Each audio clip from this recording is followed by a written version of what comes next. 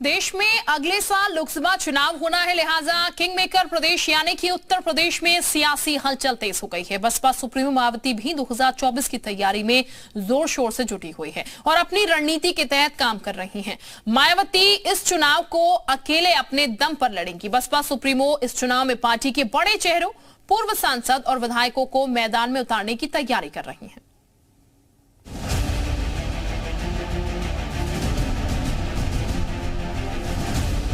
Baspa supremo Mayawati ने लोकसभा चुनाव में एकला चलो की रणनीति पर काम करते हुए उम्मीदवारों का पैनल तैयार करना शुरू कर दिया है। लोकसभा चुनाव 2024 में अधिकतर सीटों पर पूर्व सांसदों के साथ ही पूर्व विधायकों पर दांव लगाने की तैयारी है। जानकारी के मुताबिक क्षेत्र में सक्रिय और जातीय समीकरण में फिट बैठने वालों को तरजीह दी जाएगी। मंडल प्रभारियों से ऐसे नामों का पैनल तैयार करते हुए भेजने का निर्देश दिया गया है। सियासी जानकारों का मानना है कि अपने दम पर लोकसभा चुनाव लड़ने का ऐलान तो मायावती ने कर दिया, लेकिन उनके पास जिताऊ उम्मीदवारों की कमी है। ऐसे में पुराने और भरोसेमंद उम्मीदवारों पर दांव लगाना ही बेहतर माना जा रहा है।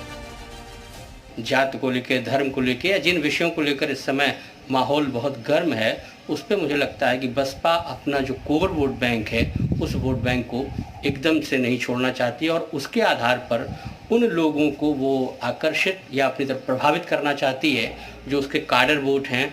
काडर वोट में अगर कुछ भी किसी भी तरीके की उलटफेर होती है तो वो फायदा वो नहीं चाहती है कोई अन्य पार्टी उठाए। 2024 की रणनीति को धार देने के लिए बसपा सुप्रीमो लखनऊ में अलग अलग मंडलों की लगातार बैठकें कर रही है। क्षेत्रवार फीडबैक लेकर वो लोकसभा चुनाव के लिए एक्शन प्लान भी तैयार कर रही है। इस बार लोकसभा चुनाव में हर सीट पर जातीय समीकरण का ध्यान रखा जा रहा है।